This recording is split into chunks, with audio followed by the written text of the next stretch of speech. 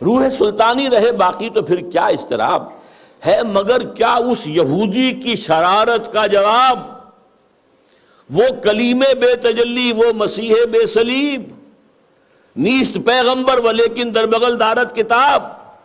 اب یہ کس کی طرف اشارہ ہو رہا ہے؟ کارل مارکس کی طرف۔ یہودی، جرمنی کا رہنے والا، 1818 میں پیدا ہوا ہے۔ اس کے دماغ میں وہ سب کمیونزم سوشلزم کے جو خیالات تھے ان کے بنا پر جرمنی والوں نے نکال دیا جلا وطن۔ فرانس میں جا کر ڈیرا لگایا، وہاں بیٹھ گیا، وہاں سے بھی نکالا گیا۔ انگلینڈ گیا، انگلینڈ ایسے سب کو بگڑے تگڑوں کو سب کو پناہ دیتا ہے۔ وہاں وہ داس کیپیٹال کی تکمیل ہوئی ہے، جس کی بنیاد پر پھر یہ کہ انقلاب آیا، بولشوک ریولوشن رشیا کے اندر۔ وہ کہتا ہے کہ یہ تو ایک نیا انقلاب آ رہا ہے، یہ سرمایہ داری کی جڑ کٹ جائے گی، نظام بدل جائے گا۔ ہم نے جو بھی شیطنت کے پنجے جس طرح کا شکل میں گاڑے ہیں ان میں سے ایک بڑا پنجہ وہ بھی ہے مگر کیا اس یہودی کی شرارت کا جواب وہ کلیم بے تجلی، وہ مسیح بے صلیب، نیست پیغمبر ولیکن در بغل دارت کتاب۔ داس کیپیٹال ایک کتاب تو اس کے اندر ہے، واقعتاً اس کتاب میں بہت تاثیر تھی، اس میں کوئی شک نہیں۔ اس کتاب نے ذہنوں کو مسخر کیا ہے، کیپچر کیا ہے، موٹیویٹ کیا ہے۔ داس کیپیٹال ایک کتاب تو اس کے اندر ہے، واقعتاً اس کتاب میں بہت تاثیر تھی، اس میں کوئی شک نہیں۔ اس کتاب نے ذہنوں کو مسخر کیا ہے، کیپچر کیا ہے، موٹیویٹ کیا ہے۔ نیست پیغمبر ولیکن در بغل دارت کتاب۔ کیا بتاؤں کیا ہے کافر کی نگاہ پردہ سوز، مشرق و مغرب کی قوموں کے لیے روز حساب۔ اس سے بڑھ کر اور کیا ہوگا طبیعت کا فساد، توڑ دی بندوں نے آقاؤں کے خیموں کی تناب۔ یہ تو دنیا زیر و زبر ہو رہی ہے۔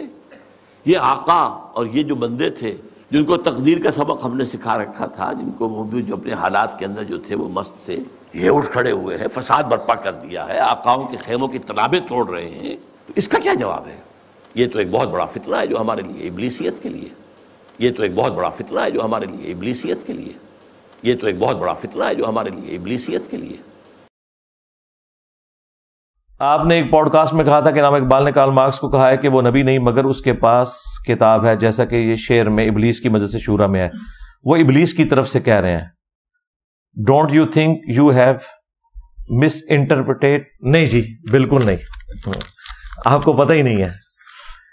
اب جو لوگ ڈاکٹر اقبال کو بابا مانے ہوئے ہیں وہ تو ماننے کے لیے تیار ہی نہیں ہے کہ یہ ان سے ہو گیا، اور یہ جو کچھ انہوں نے کیا ہے غلط نہیں کیا۔ ڈاکٹر اقبال نے جو کارل مارکس کی تعریف کی ہے میں اس میں ان کے ساتھ ہوں، یہ میں نے انہیں کرٹیسائز نہیں کیا، ذہن میں رکھیے گا، بالکل صحیح تعریف کی ہے انہوں نے۔ اچھا اب آ جائیں ابلیس کی مجلس شورا میں جو ہے یہ تو ظاہر ہے شاعر نے جب اپنی تھاٹس پبلک تک پہنچانی ہوتی ہے نا تو اس کا کوئی کرینہ اختیار وہ کرتا ہے۔ جس طرح ڈاکٹر اقبال نے شکوہ جواب شکوہ، اب شکوہ میں وہ اللہ سے شکوہ کر رہے ہیں، جواب شکوہ میں وہ اللہ کی طرف سے جواب دے رہے ہیں۔ وہ زمانے میں معزز تھے مسلمان ہو کر اور تم خوار ہوئے تارک قرآن ہو کر۔ اب کیا ڈاکٹر اقبال کے اوپر کو وہی آئی تھی کہ اللہ تعالیٰ نے کہا کہ یہ جواب دے میری طرف سے؟ نہیں، شاعر خود سوچتا ہے کہ بھئی یہاں پہ ہمارے سے مسئلہ مس ہینڈل ہوا، اور یہ ان کا شعر بالکل ٹھیک ہے، صحیح مسلم میں حدیث ہے، اللہ تعالیٰ اس کتاب کی وجہ سے قوموں کو عروج دے گا اور اس کتاب کی وجہ سے قوموں کو زوال پذیر کرے گا۔ تو یہ جواب شکوہ کا شعر فٹ ان بیٹھتا ہے مسلم شریف میں۔ اچھا اسی طریقے سے جواب شکوہ کا آخری شعر ہے کہ محمد سے وفا تو نے تو ہم تیرے ہیں، یہ جہاں چیز ہے کیا لوح و قلم تیرے ہیں۔ اب یہ بات اللہ تعالیٰ نے نہ قرآن میں اس طریقے سے لکھی ہوئی ہے نہ نبی علیہ السلام نے کہیں فرمائی ہے، لیکن قرآن و سنت کی تعلیمات کا نچوڑ یہی ہے کہ جو شخص اپنے نبی کے ساتھ مخلص ہو گیا اللہ تعالیٰ اس کے حق میں اپنے لوح محفوظ میں فیصلے کرے گا۔ یہ تو ہر مسلمان کا عقیدہ ہے، لیکن انہی الفاظ کے ساتھ کوئی چیز نہیں اس طرح رپورٹ ہوئی بھی۔ تو شاعر کا انداز ہوتا ہے چیزوں کو بیان کرنے کا۔ تو ڈاکٹر اقبال نے جو کارل مارکس کی تعریف کی ہے ابلیس کی مجلس شورا میں، یہ میرے علم میں ہے کہ یہ ابلیس کی مجلس شورا میں انہوں نے تعریف کی ہے، بلکہ مجھے یہ بھی پتا ہے کہ یہ جو اس کا 3 نمبر شاگرد ہے نا اس کے منہ سے یہ بات کہلوائی ہے ڈاکٹر اقبال نے. وہ ڈاکٹر اقبال کوئی شیطانوں کے پاس تو نہیں بیٹھتا تھا, یہ اس کا خود اپنا تخیل ہے نا, کہ اس کا چیلا نمبر 1 یہ بولتا ہے, چیلا نمبر 2 یہ بولتا ہے, چیلا نمبر 3 یہ بولتا ہے, چیلا نمبر 4 یہ بولتا ہے, چیلا نمبر 5 یہ بولتا ہے, پھر اینڈ پہ بڑا ابلیس بھی بولتا ہے. تو یہ کہیں ڈاکٹر اقبال وہاں بیٹھے ہوئے تھے اور انہوں نے کوئی ویڈیو ریکارڈ کی ہے؟ نہیں, یہ ڈاکٹر اقبال کا اپنا تخیل ہے جس میں انہوں نے اس دور کے اندر ایک چیز کو پریزنٹ کیا. تو میں نے جو وہ کیسر راجہ بھائی کے ساتھ پوڈ کاسٹ تھی, اس میں یہ ڈاکٹر اقبال کے حوالے سے کلیئر کیا تھا کہ آپ انہیں مذہبی شخصیت بنا کے پیش نہ کریں خدا کے لیے. وہ مذہبی شخصیت نہیں ہے, وہ ایک تھنکر ہیں, فلاسفر ہیں, اچھے شاعر ہیں, مذہبی پیشوا نہیں ہے. میں ان کی ذاتی زندگی کی طرف جانا ہی نہیں چاہتا, ورنہ پھر کئی ایک ایسی باتیں ہوں گی کہ کسی کے دل میں میل آ جائے گا. ٹھیک ہے, ہمیں پتہ ہے کہ وہ کتنے پریکٹسنگ مسلمان تھے, یہ ہمیں بڑے اچھے طریقے سے پتہ ہے. الٹا حالت یہ ہے کہ پوری پاکستانی قوم صرف داڑھی اس لیے نہیں رکھتی ہے کہ اقبال عاشق رسول سی, وہ داڑھی نہیں سی. اندازہ کرو, یعنی دین کا تعلق اقبال کے ساتھ ہے یا اس شخص کے ساتھ ہے جس کی قبر مدینے میں صلی اللہ علیہ وآلہ وسلم. کسی شخص کا نبی الاسلام کے لیے تعریفی کلمات بول دینا, یہ اس چیز کا متقاضی کہاں سے ہو گیا کہ آپ نے اس کی تعلیمات کے پیچھے چلنا ہے. نبی الاسلام کی شان میں تو غیر مسلموں نے بھی بکس لکھی ہیں, شاعری کی ہے, تو یہ تو نہیں کہ آپ نے ان کو فالو کرنا ہے, بلکہ آپ اچھی بات ان کی طرف سے ایک کوٹ کرتے ہیں کہ جی انہوں نے بھی تعریف کی. تو ڈاکٹر اقبال ایکسٹراڈنری پرسنالٹی تھے, مذہبی پیشوا نہیں تھے. یہ لادہ بات ہے کہ ان کے نام کے ساتھ علامہ اقبال لکھا جاتا ہے. میں مولویوں سے پوچھتا ہوں, تم لوگ انجینئر صاحب سے تو ڈگری مانگتے ہو, ڈاکٹر اقبال کے پاس کون سی مدرسے کی ڈگری ہے؟ اسے تو آپ علامہ اقبال کہتے ہو. یہ میں پھکی کے طور پہ کہہ رہا ہوں. میں تو انہیں علامہ سے بھی بڑی چیز مانتا ہوں جو ان کی کنٹریبیوشن ہے. لیکن پھر یہ آپ کو کیا بتائیں گے, نہیں جی اچھی بات جس کی بھی ہے لے لینی چاہیے. ہاں, یہی تو بات ہم آپ کو سمجھا رہے تھے نا, ڈگریوں کو بعد میں دیکھیں.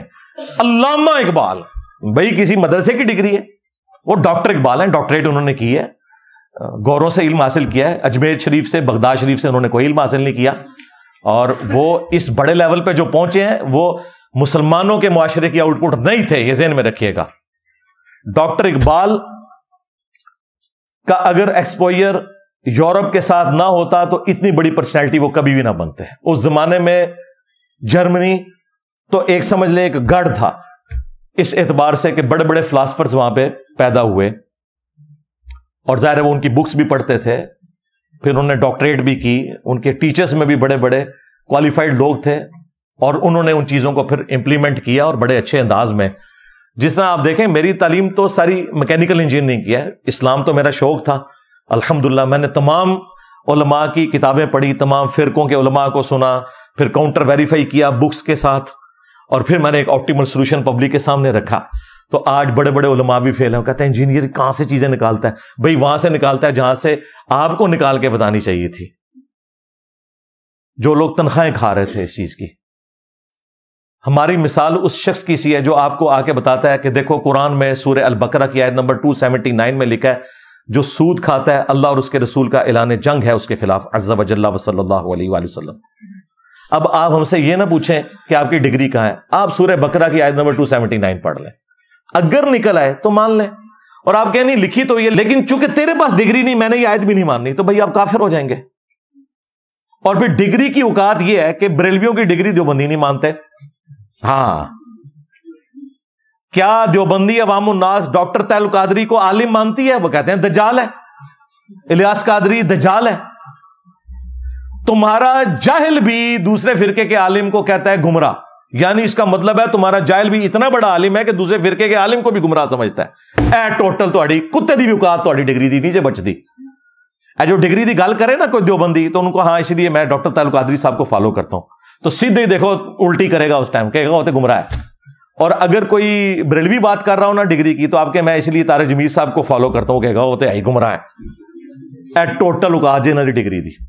اور ہماری ڈگری کیا ہے قرآن میں, کنتم خیر امۃ اخرجت للناس تأمرون بالمعروف وتنہون عن المنکر وتؤمنون باللہ. تم پوری امت بہترین امت ہو جو لوگوں کے نفع کے لیے نکالی گئی, نیکی کا حکم دیتے ہو اور برائی سے روکتے ہو.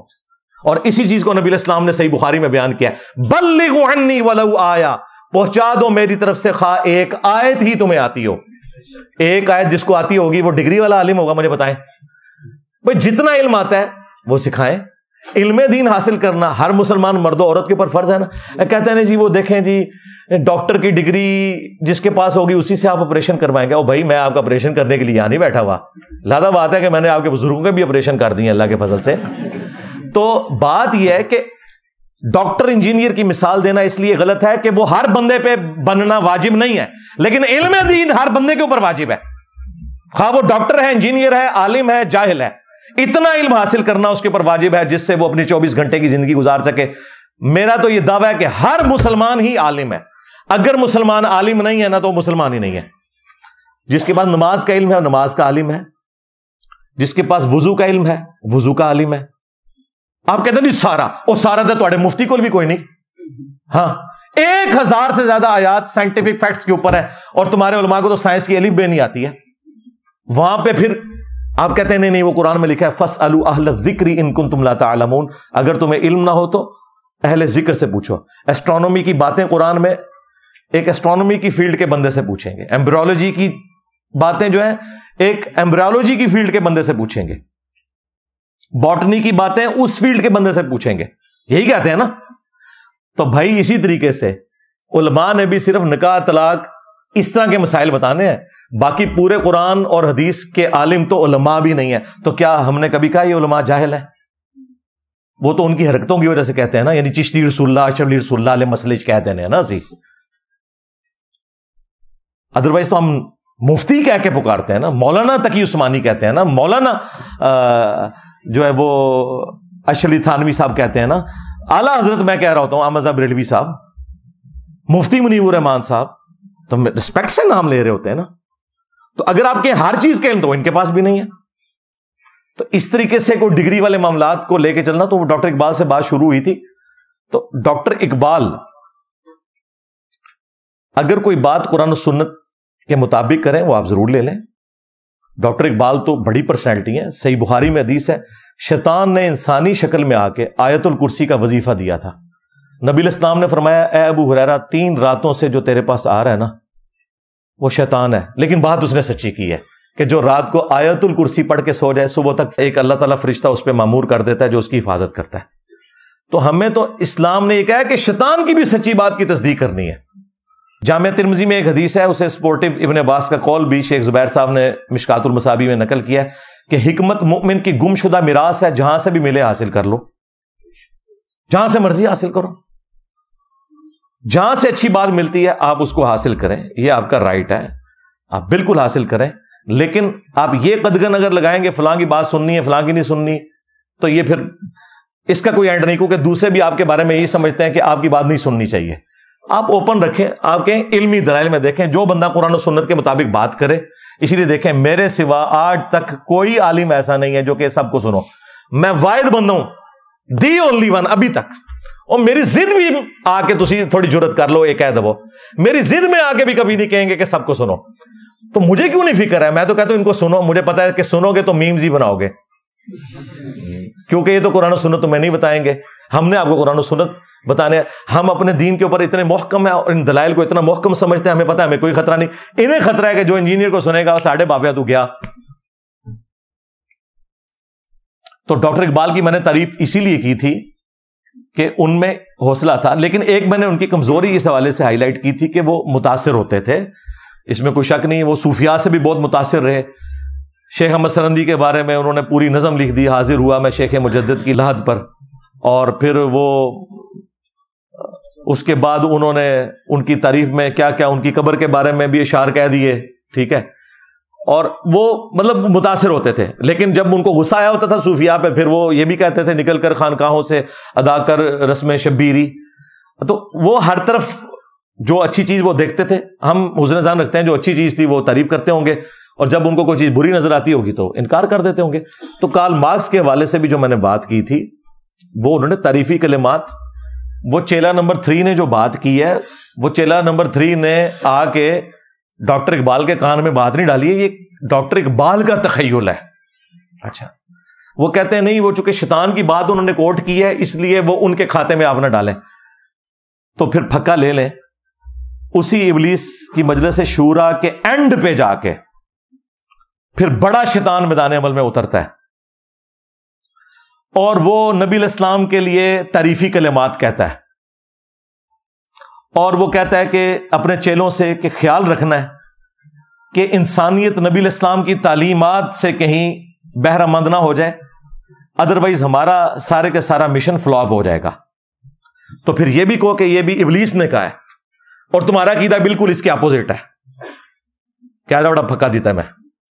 ابلیس کہہ رہا ہے اپنے چیلیاں نو دھیان کرنا نبی علیہ السلام کی تعلیمات سے کوئی متاثر نہ ہو جائے، تو اس کا مطلب یہ ابلیس تعلیمات دے رہا ہے؟ نہیں، ڈاکٹر اقبال نے سکھایا کہ ابلیس کی پوری کوشش ہوگی کہ نبی علیہ السلام کے قدموں تک نہ پہنچنے دے۔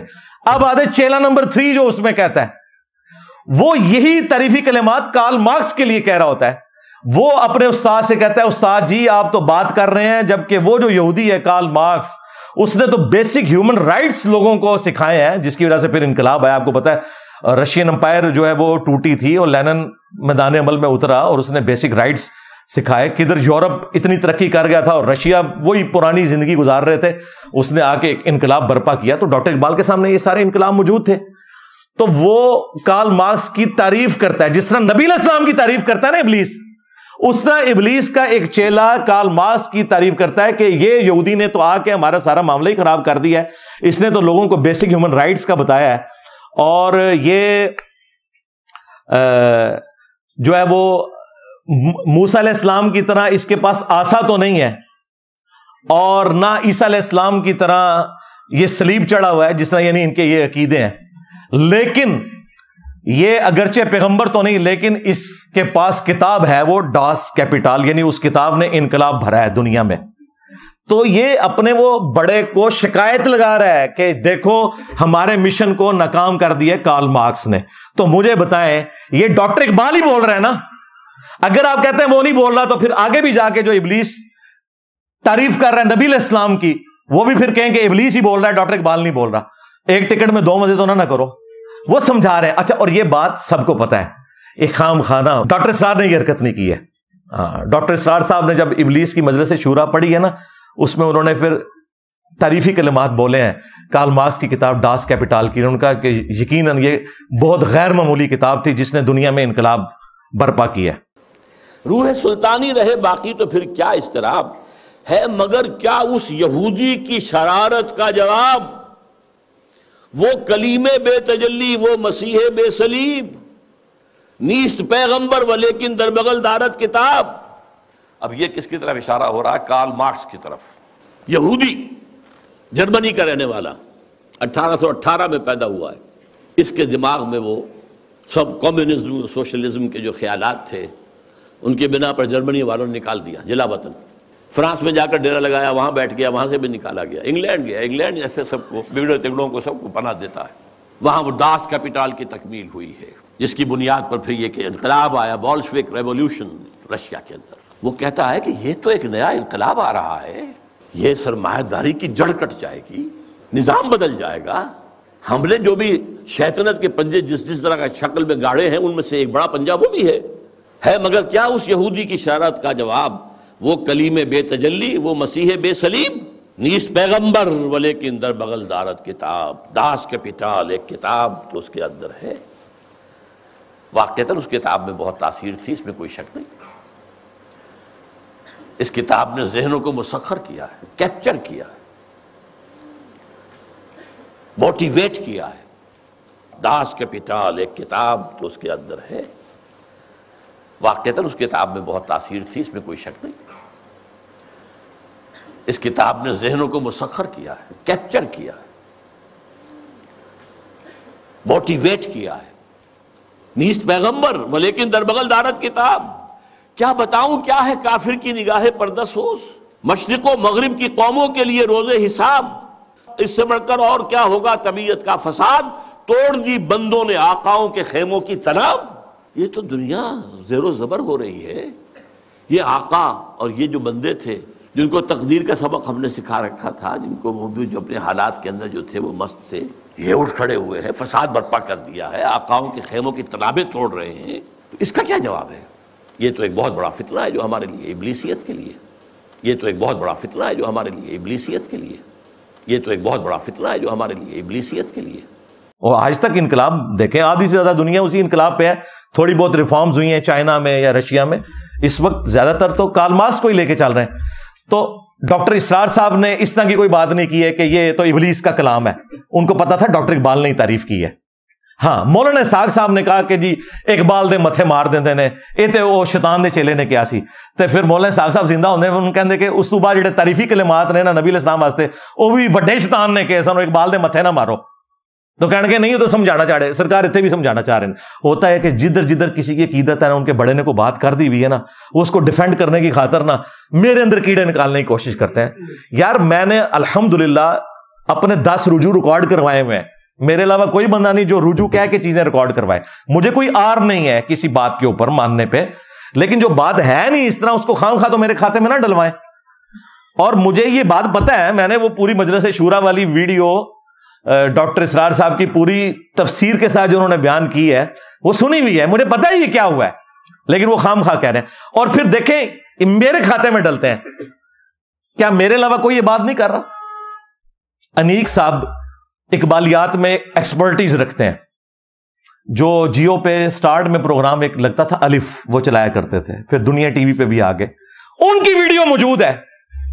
ان سے کسی نے کارل مارکس کے بارے میں سوال کیا تو ویڈیو میں انہوں نے کہا کہ ہاں ڈاکٹر اقبال نے بھی ان کی بڑی تعریف کی ہے، اور کہا ہے کہ یہ پیغمبر تو نہیں لیکن اس کے پاس کتاب تھی۔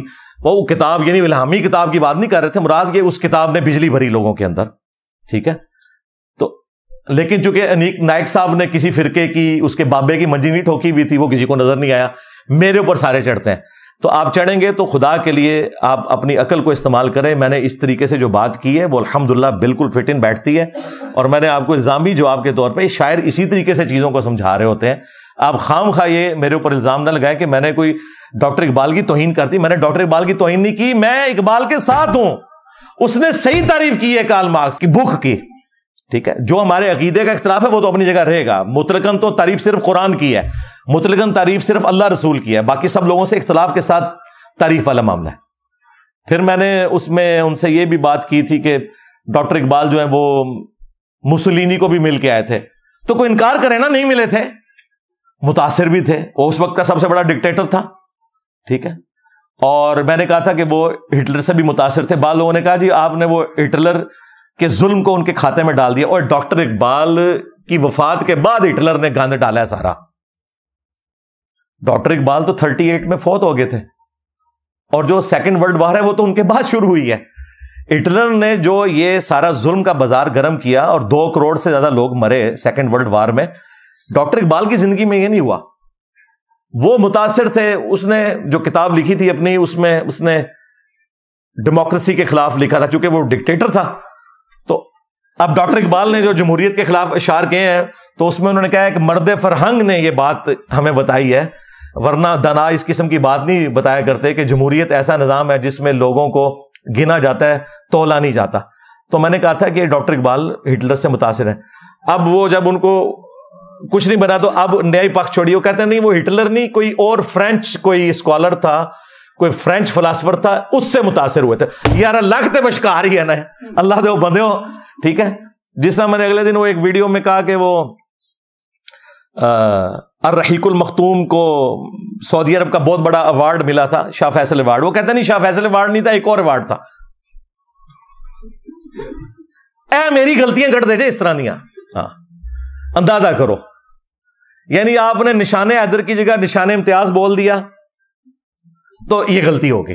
بھائی غلطی تب ہے جب کسی کو عذاب آیا ہو اس پہ اور میں نے انعام بول دیا ہو، پھر تو غلطی ہے، ٹھیک ہے۔ اگر اس طریقے سے کوئی چھوٹی موٹی چیزیں ہوتی ہیں تو وہ کوئی ایسی چیز نہیں ہے جس کے اوپر کوئی غلطی والا۔ ابھی اگلے دن میں ویڈیو میں ایک بندے نے مجھ سے پوچھا کہ فرض نماز پڑھ لینا کافی ہے؟ میں نے کہا ہاں، یہ نفلن کا جو لفظ ہے عربی میں کہتے ہیں فالتو کو، ٹھیک ہے۔ اچھا اسی ویڈیو کے اینڈ پہ میں نے جا کے جملہ ریپیٹ کیا، یہ فالتو آپ نے پنجابی والا نہیں سمجھنا، میں آپ کو سمجھانے کے لیے، فالتو مینز اضافی۔ فالتو سے مراد یہ نہیں کہ نعوذ باللہ کو نفل پڑھنا جو ہے یہ فضول کام ہے، انہوں نے فالتو کو فضول کے چکر میں لے کے ایک مولوی نے میرے خلاف ویڈیو بنا دی کہ یہ گستاخ ہو گیا، اندازہ کریں۔ تمہارے بابے چشتی رسول اللہ اشری تھانوی رسول اللہ پڑھوا کے بھی حکیم الامت اور اعلیٰ حضرت اور سلطان الہند ہے، تو جنہیں سارے بابے فیل کرتے نے، ہاں جی سلطان الورلڈ، ہاں میرے نبی سا ہے ہی کوئی نہیں، تیرے بابے تھے شاہ ہی کوئی نہیں، تو چیزیں پکڑتے ہیں۔ یہ لوگوں کو کہتے ہیں سنتے نہ پڑھو، میں نے کسی ویڈیو میں نہیں کہا کہ نہ پڑھو، میں خود بھی پڑھتا ہوں، وطر کا بھی اہتمام کرتا ہوں الحمدللہ۔ تو میں نے یہ کہا تھا کہ عشاء کی آپ نے 17 رکعتیں بتا دی ہیں، ٹوٹل 17 رکعتیں تھی، آپ لوگوں کو نماز سے دور کر رہے ہو، یہ چیز اضافی نماز کے طور پہ تھی۔ تو اس طرح میرے پوائنٹس کو پکڑ کے اور اس طرح ریبٹل کرنا، میں کوشش کرتا ہوں کہ میں ہر بات کا اس لیول پہ اتر کے جواب نہ دوں، اکثر سٹوڈنٹس ہی دے لیتے ہیں، میں ہر بات کا جواب دے سکتا ہوں، ہاں کبھی ابھی پرچی نہ آتی اور یہ پرچی بھی آپ کی قسمت اچھی ہے، آخری پرچی تھی تو میں اس پہ تفصیلی بولوں، اگر یہ بیچ میں کہیں پرچی آ گئی ہوتی نا تو میں نے اس کو سکپ کر دینا تھا۔ میں نے وہاں ٹائم دیکھا اور پرچی آخری تھی، میں کہا چلو 10-15 منٹ تھوڑا انہوں نے تبرک میں جانے دے ہی دے وہاں، ٹھیک ہے نا۔ اللہم انی اسألک بانک انت اللہ لا الہ الا انت الاحد الصمد الذی لم یلد ولم یولد ولم یکن لہ کفوا احد وإلہکم الہ واحد لا الہ الا هو الرحمن الرحیم الف لام میم اللہ لا الہ الا هو الحی القیوم اللہم صلی علی محمد وعلی آل محمد اللہم ربنا آتنا فی الدنیا حسنہ وفی الآخرۃ حسنۃ وقنا عذاب النار ربنا آتنا من لدنک رحمہ وہیئ لنا من امرنا رشدا لا الہ الا انت سبحانک انی کنت من الظالمین اللہم اغفر لحینا ومیتنا وشاہدنا وغائبنا وصغیرنا وکبیرنا وذکرنا وانثانا اللہم من احییتہ منا فاحیہ علی الاسلام ومن توفیتہ منا فتوفہ علی الایمان۔ اے اللہ جن جن بھلائیوں کا سوال تیرے محبوب صلی اللہ علیہ وآلہ وسلم نے تجھ سے کیا، ہمارے حق میں، ہمارے ماں باپ کے حق میں، ہمارے بیوی بچوں کے حق میں، پوری امت کے حق میں قبول و منظور فرما۔